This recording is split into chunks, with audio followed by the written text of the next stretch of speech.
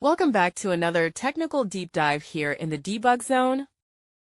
Today we're tackling a big question and breaking it down with insights from other users. Hopefully this clears up some misconceptions and helps you get the answer you need. So buckle up, stay a little curious, and let's jump right in.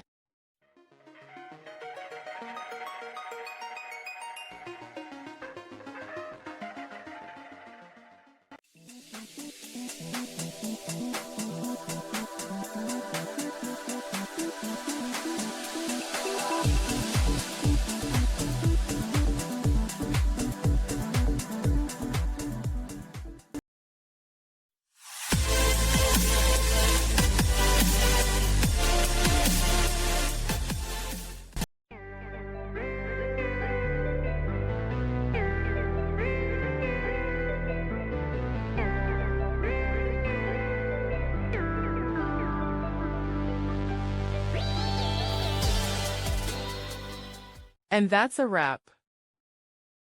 I hope you found the answer you were looking for. If you did, take a second to hit that subscribe button. It really helps out.